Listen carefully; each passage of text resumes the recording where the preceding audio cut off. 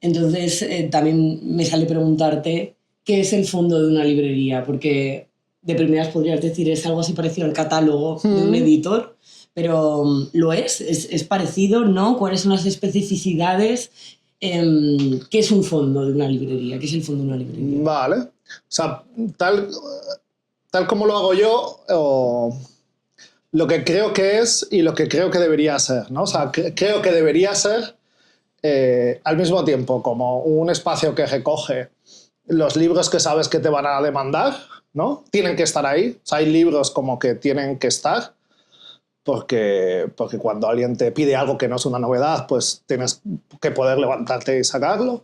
Creo que también hay una propuesta de lectura o hay una curaduría de una propuesta de pues eso, de pues aquí esto es lo que yo entiendo que es la literatura iberoamericana contemporánea, así como si se quiere magra, o sea, magro, o sea, como lo que si te lo fueses llevando poco a poco, digamos, te harías la idea completa. Esa es la otra propuesta. Creo que también en el fondo una librería tiene que explicar la librería.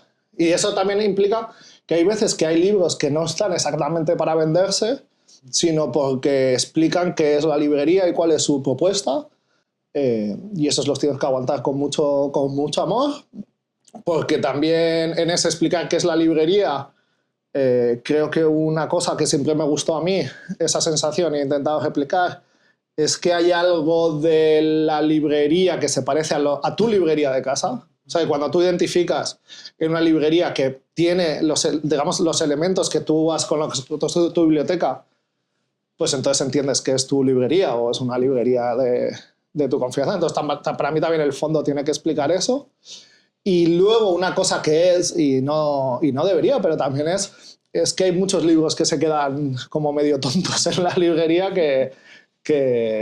bueno, pues que no sabes qué hacer con ellos y lo mejor que te puedes hacer es tenerlos ahí, ¿no? O sea, que ojalá, o sea, que decir que después de haber hecho todo este discurso épico luego digamos, se construye de manera más artesanal, más, si se quiere, más torpe, con más elementos. Pero bueno, para mí el fondo sí, bueno, entiendo que un catálogo también es algo parecido, ¿no? Con la diferencia de esa, ¿no? Para mí que es esta, que remarco de que en parte hay libros que no solo están para venderse, sino para explicar qué es la librería. Y en un catálogo editorial no debería tener libros que no quieran venderse, a eso me refiero. ¿Y cómo es el fondo de tu librería? Vale. Digamos que yo llevo ya 4 años, creo que ya he sedimentado cuáles son las secciones principales. Digamos que en la parte de ensayo los 4 pilares así fuertes que para mí o que se trabajan con más mimo o en la que están mucho más curados, hay más una voluntad de que sean más grandes, son el de filosofía, política y estudios culturales. Digamos que para mí eso es una sola sección, por razones estético-políticas. Es decir, hay una decisión de si feminismo, que está como puesto aparte, no debería estar también dentro. Porque si no es como bueno, pues aquí están las chicas y aquí están los chicos, lo cual es una mierda. Pero bueno, por razones también como de orden y de explicación, la sección de feminismo está aparte, que también sería otro de los grandes pilares que construimos como cuando pensamos cómo hacer, bueno, cómo lanzar la librería con el fondo, qué cosas queríamos poner en circulación. Una sección de cultura pop, como que tiene que ver con cine, música, deporte, bueno, todas las cosas de cultura pop que no son para mí la biografía de artistas y especialmente la biografía de deportistas que contando, vamos, esta biografía de Agassi tan famosa, es uno de los géneros más inanes que existen. Entonces tengo muchas cosas de esto, pero muy poca biografía en general, ¿no? O sea, pero creo que hay muchas cosas de eso sobre la música, sobre el cine o sobre otros elementos de la cultura pop que son importantes, divertidos y necesarios para entender nuestro presente. Y luego, sobre todo, en la sección de narrativa, que me costó un poco más declinarla, pues me sentía más inseguro, pero bueno, también tenía una idea de que tenía como que escuchar a la gente, o sea, como que también tenía como que esto había que hacerlo con la gente que viniese y yo creo que sí que eso se ha ido consolidando esta idea de narrativa contemporánea. Digamos que en literaturas extranjeras tengo como una selección más corta, y en lo que es literatura iberoamericana sí que intento como estar mucho más al día, que el fondo incorpore las cosas más importantes. Y luego, bueno, eso, en novedades ya ser un poco más ligero e intentar, bueno, tener más cosas. ¿Qué porcentaje de lo que tienes aquí es fondo y qué porcentaje son novedades? ¡Wow! Esta es muy buena pregunta y no sabría responderla ahora mismo. Intuitivamente. 65-35 aprox. Intuitivamente. Luego iré como un maníaco. 65 fondo. 65 fondo. Aunque luego hay muchas novedades, pero solo estoy mirando hacia atrás porque así calculo con ojo. Pero bueno, puede que un 65-35. Me atrevo a decir. Si crear este fondo con un espacio limitado, con un tiempo limitado, con una atención y sobre todo con un dinero limitado, es algo desafiante. Entiendo que también lo es crear las mesas de novedades por el volumen y la riqueza de la industria editorial española. Entonces, quizá, curiosidad personal, ¿cómo te enteras? O sea, ¿hacia dónde orientas tu radar para saber qué traer, qué no? ¿Qué conversaciones tienes con los lectores? ¿Qué prescriptores sigues, atiendes? Claro. Pues esto es una especie de confesar un secreto. Yo a mí me gustaría pensar como que es más el fino arte de pescar con mosca, pero a veces se parece más a pescar con red. Porque sobre todo hay como, pues esto creo que nos pasa a todos, ¿no?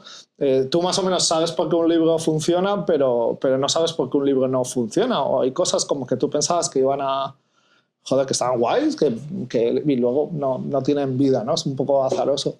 Entonces, creo que la labor que hacen las distribuidoras racionaliza bastante el mercado y hace justo de interfaz entre editoriales y libreros. Entonces, como el catálogo de la distribuidora es como una de las principales herramientas, y también es esto, como que hay muchas veces que hay que tomar decisiones con muy pocos elementos.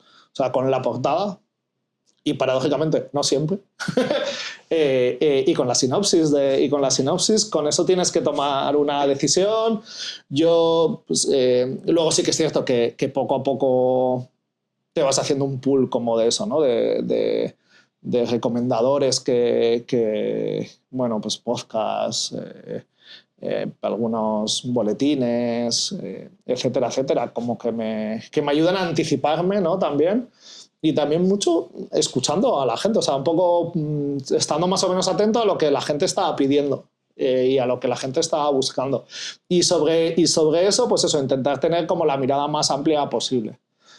Es difícil porque el espacio es limitado, porque hay siempre hay que sacar cosas fuera, pero bueno, he intentado tener eso como una especie de mirada amplia y casi eso como pues intentar englobar dentro de las posibilidades de cada librería o de la mía, pues todo lo que puedo, que un poco pasa por esos tags, ¿no? Incluso hay tags que a mí me gustaría tener que no puedo tener por espacio, ¿no? O sea, a mí, pues eso, me gusta mucho la fantasía, me gusta mucho la ciencia ficción y no he podido tener una sección de fondo sobre eso porque me falta todavía el espacio. Ya tengo pensado cómo se va a hacer esto, pero hasta ahora no he podido, ¿no? Joder, porque en parte si tú coges eso como, yo qué sé, una sola trilogía de R.H. Kwan, pues ocupa más que todo Annie Ernaux, ¿no? O sea, que toda la obra de Annie Ernaux en su vida. Entonces es una cuestión de espacio importante, pero por ejemplo sí que intento estar muy atento a las novedades. Digamos que eso, por ejemplo, cuando son novedades sí que intento tener como las principales. No tengo la obra de Sanderson, necesitaría una estantería solo para Sanderson ahora mismo, pero siempre tengo las novedades de Sanderson, por ejemplo, ¿no? ¿Y qué novedades se quedan después en el fondo? Es decir, como qué tipo de movimientos tienen que recorrer esas novedades para quedarse. Esa es la gran pregunta. Yo diría que, o sea, ¿cómo tomo yo la decisión, no? por ejemplo, para mí hay un coste diferente de si la tengo en depósito o la tengo en firme. O sea, claro, si la tengo en depósito, pues incluso puedo aguantar más rato y darle más tiempo. Si la tengo en firme, por ejemplo, si yo más o menos asigno como 2-3 meses como de plazo de novedad, y pues, por ejemplo, si no se han vendido más de 3 ejemplares, para mí es un corte importante, excepto algunas cosas que tiene que ver con lo otro, ¿no? Digo, no, este libro no puede no estar en esta... O sea, no puede no estar, o creo que este libro no tiene esa vida tan... Claro, entonces como también creo que la vida del ensayo y la novela es muy diferente, como que igual el libro no ha tenido todavía el tiempo de que la gente lo lea, lo comente, lo hable y se ponga otra vez en circulación, pero bueno, sí. O sea, que entre en alguno de los, digamos, tags que para mí definen la librería. Y luego sí que el volumen de ventas. Luego también tengo como mis listas B, de alguna manera, de cosas que sé que tengo, que intentaré recapturar a corto o medio plazo, pues un poco negociando con las distribuidoras. Sí. Has hablado de depósito firme, una serie de conceptos vinculados a la logística. Y a la industria de la cadena, a la propia cadena del libro.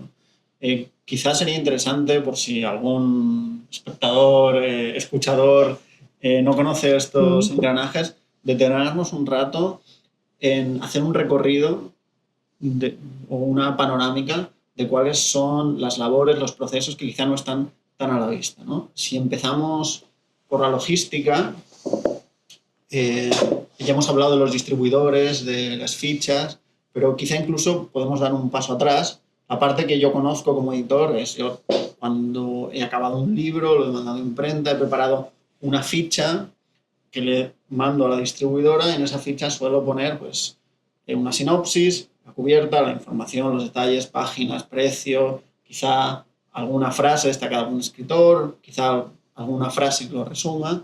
Y yo ya me olvido, le mando el PDF a la distribuidora.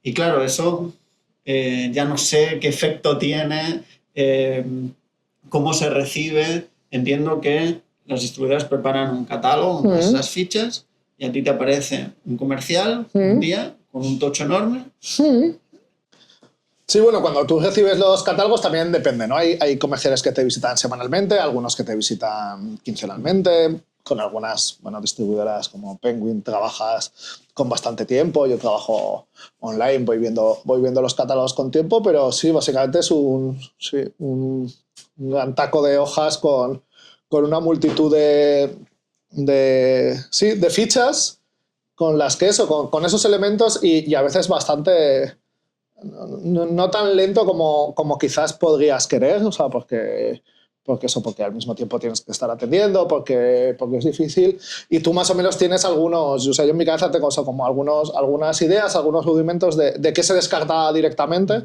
Pues bueno, pues para mí es fácil, o sea, no tengo una sección de autoayuda, pues todo eso cae directamente, o no sé, o narrativa en idioma extranjero, una reedición de narrativa en idioma extranjero que no es puramente novedad. Pues excepto que sea algo muy singular, que de repente llega, pues qué guay esta reedición de Virginia Woolf, que justo creo que hacía falta incorporar el fondo, pues por ejemplo yo creo que lo descarto porque no es parte del core de mi propuesta. Entonces, pero todas las cosas que entran en narrativa iberoamericana, ensayo político, ensayo de cultura pop, ensayo feminista, pues me detengo y las leo. También hablando con otro editor amigo, ¿no? con David G. Martínez, que alguna vez lo hemos comentado.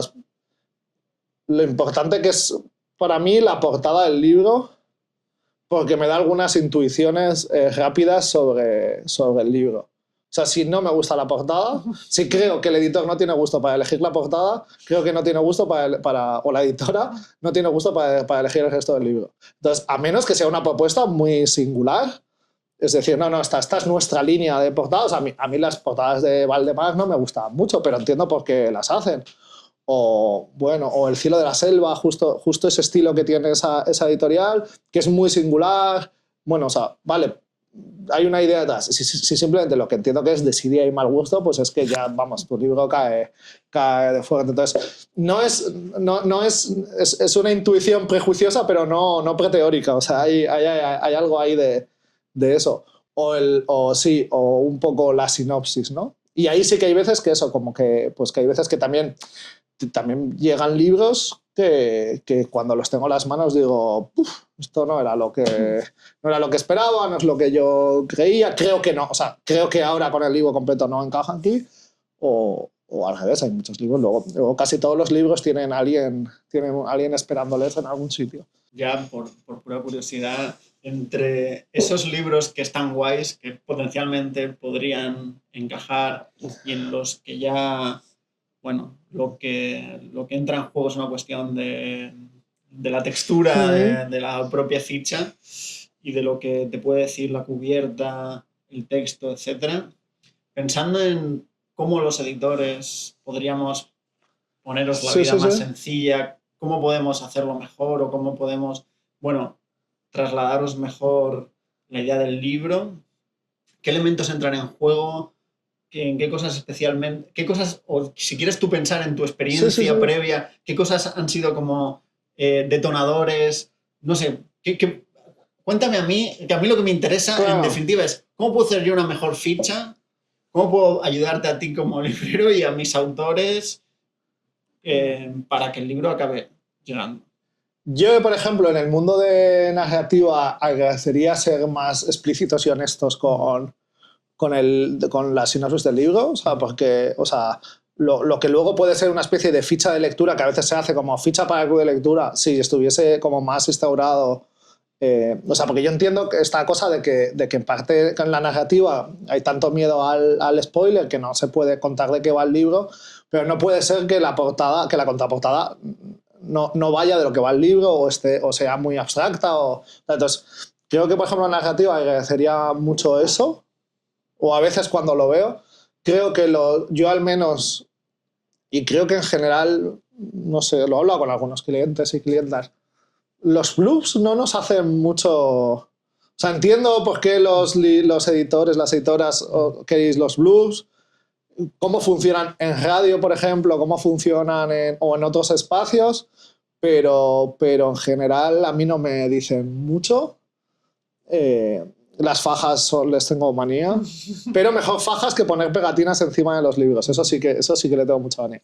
Pero bueno, los blues creo que ha habido una época o que sí que noto que hay como mucho esfuerzo por conseguir blues, y yo al menos como en mi parte tengo alguna duda de su eficacia, y un poco algo parecido a alguna gente que hace esto como de tags, simplemente porque con esos 3 elementos que te cruza. O sea, casi como si fuesen hashtags a veces, pero que dices, vale, pero yo ya me sitúo, yo ya sé de dónde viene esto, ¿no? Es mucho mejor un titular bien trabajado, como descriptivo y sintético que un blur de... Sí, a mí al menos. También porque es cierto que vuelvo a decir que es que en parte el chiste es que nadie quiere hablar de lo que se habla. Entonces es muy complejo. Es muy complejo. A mí me suena de haberle escuchado a Miki Otero una comparación bastante divertida. Comparaba los bloops con los bidés en la casa burguesa, ¿no? Vale. O sea, nadie los usa, nadie sabe muy bien para qué están, pero si no están, faltan, ¿no? Sí, o sea, nadie quiere sí. lanzar un libro al mundo en el que nadie ha dicho, oye, esto está bien, ¿no? Su ausencia ya resulta sospechosa. Claro.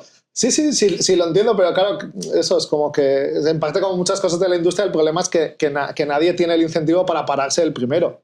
O sea, que en parte, pues también cuando hablabas, ¿no?, de todos los libros que se producen, todo el mundo sabe que se producen más libros de los que son posibles. El problema es que individualmente nadie puede bajarse. O sea, el primero que frena lo que hace es descarrila. Entonces nadie puede bajar. Igual pasa un poco lo mismo con los blues. El primero o sea, como que hay que hacerlo de otra manera o más que de nada. Sin más, o sea, a mí no es que les tenga mucha manía, pero simplemente creo que no confío tanto en su eficacia. O sea, y claro, eso, hablando con clientes, con las clientas y tal, excepto en algunas ocasiones muy concretas, casi nadie se ha comprado un libro porque... O sea, yo sí, o sea, es decir, que sí que recuerdo un par de veces, pero pocas ocasiones. O sea, que creo que su funcionalidad es más limitada de lo que se confía en ellos. Y sobre todo, cuando yo estoy leyendo la ficha, a mí no me sirve de nada. O sea, no me sirve de nada. Más que... O sea, eso, me sirve más una lista de hashtags de Dark Academy, no sé, Shiny, sabes qué decir. Este tipo de mierdas como de subcultura literaria de Instagram o de TikTok que en parte son divertidas y sobre todo es como que encaja todo muy bien, o sea, como ya sabes de qué va la vaina con muy pocos elementos, eso más que, pues eso, que mi escritor favorito diga que le ha gustado el libro. O sea, has nombrado fajas, blurbs. Quizá podemos seguir continuando este ejercicio, ¿no? Podemos ir lanzando como algunas herramientas que los editores, los distribuidores, etcétera, usan para ver, para ayudar, no sé si la palabra sería, bueno, para vender, ¿no? O sea, quiero decir, sí. Y tú nos dices si ayudan, sirven, o si son contraproducentes, o si no sirven para nada. Hemos hablado de fajas nada, fajas horrorosas. O sea, creo que... O sea, no, hay fajas que son preciosas. Para mí el problema... O sea, y yo de hecho, como soy auténtica cuchara de palo, no utilizo marcapáginas, utilizo fajas como marcapáginas. Entonces, bueno, está bien, pero sobre todo una vez que el libro se pone en esta posición... O sea, claro, la faja solo sirve mientras está en esta posición, en la mesa de novedades. Cuando pasa al fondo, es una cosa que se rompe. O sea, inmediatamente, en cuanto apretas un poco, se rompe. Entonces, bueno, a mí me resulta molesto. Y generalmente, sí, creo que pues, por lo que hablo, la gente tiende a no conservarlas mucho. Entonces, claro, la faja tiene la vida limitada, o sea, que su función es meramente mientras es novedad. Porque además luego es raro, ¿no? Encontrarte aquí pues, una tercera edición cuando igual van por la 16.000.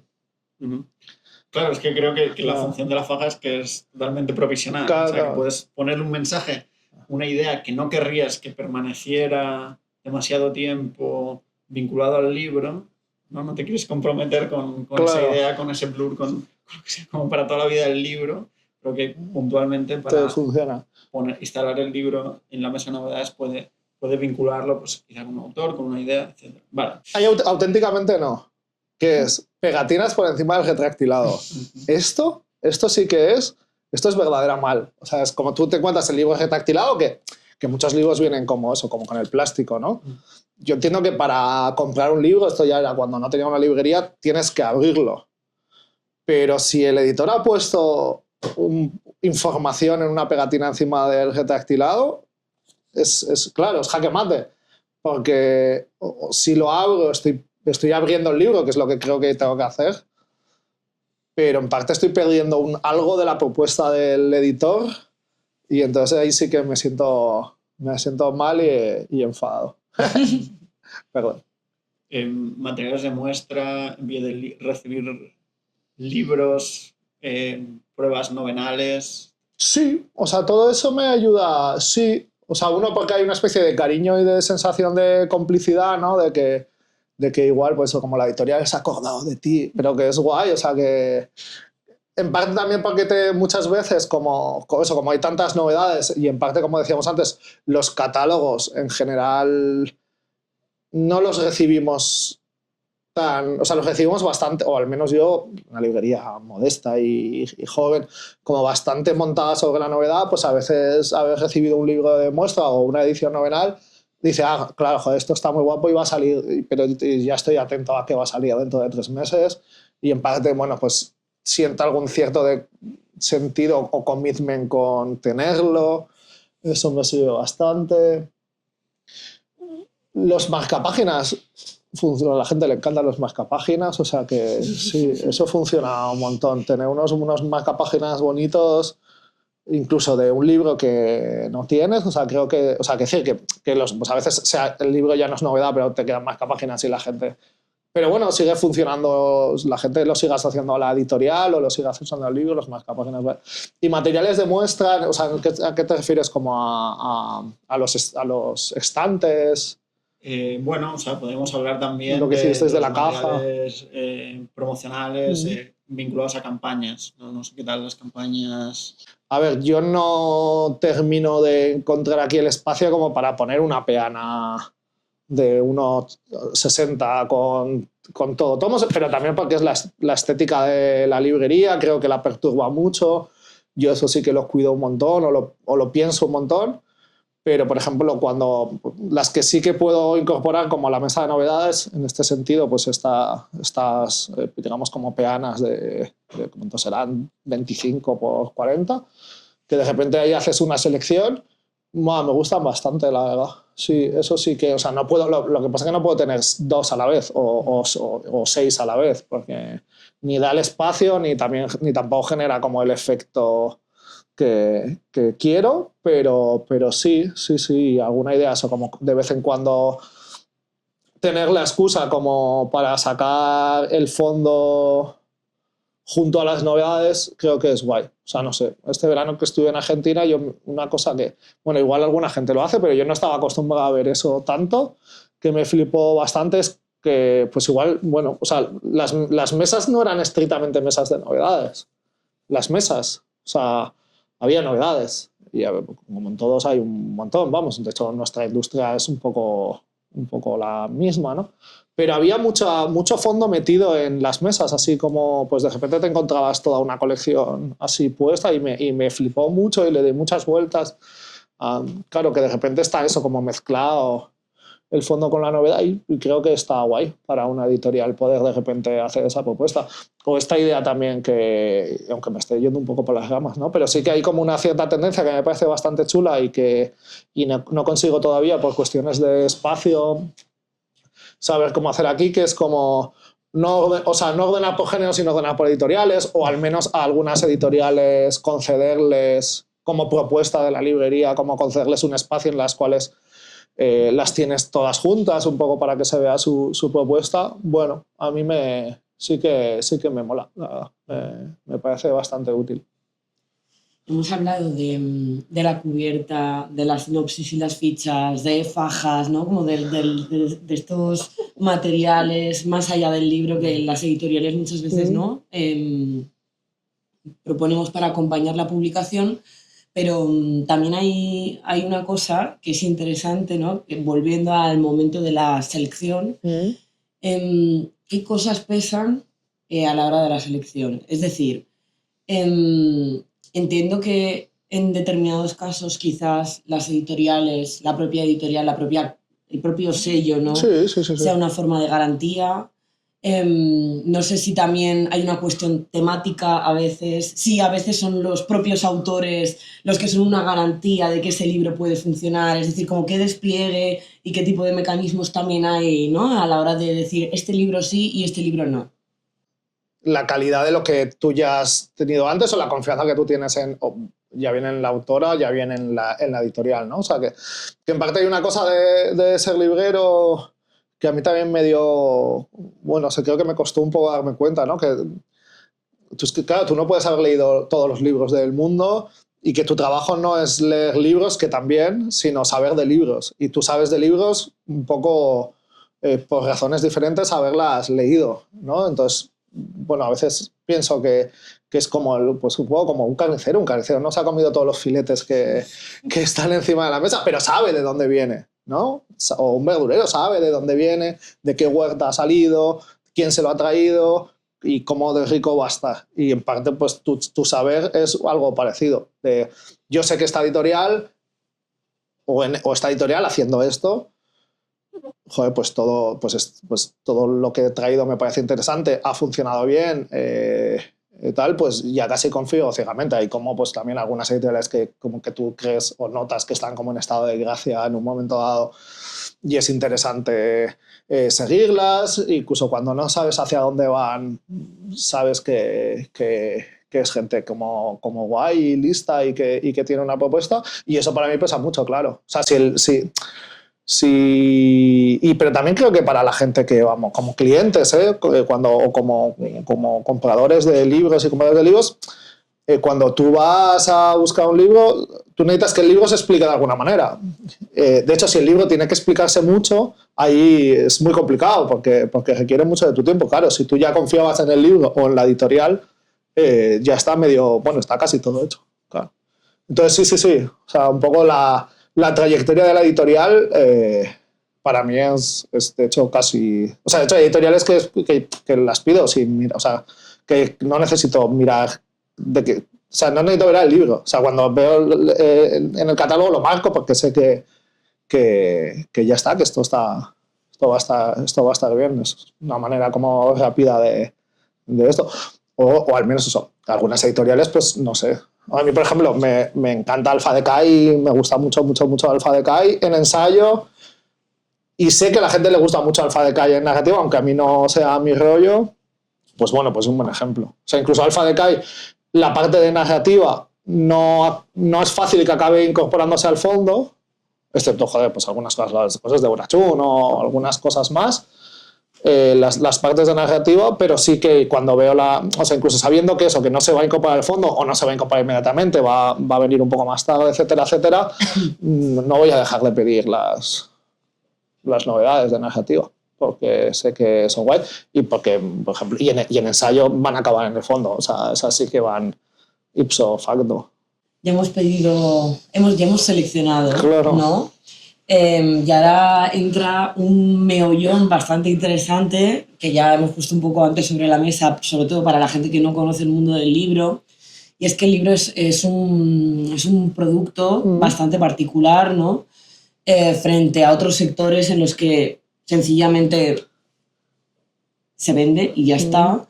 Aquí hay toda una cadena, ¿no? En la que participan distribuidoras, ¿no? En la que los libros no se venden y ya está. Entonces, cuéntanos un poco sobre esto. ¿Qué es un depósito? ¿Qué es una venta en firme?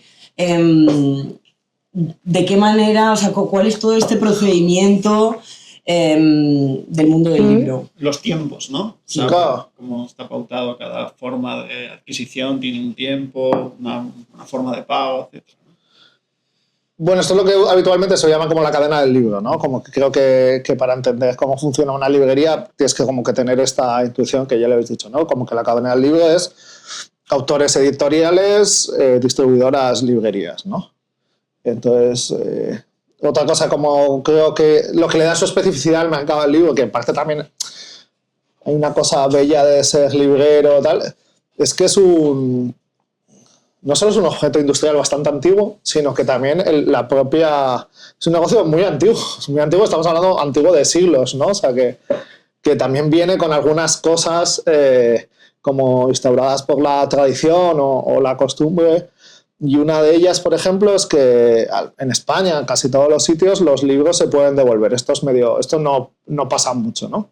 Los libreros podemos devolver los libros.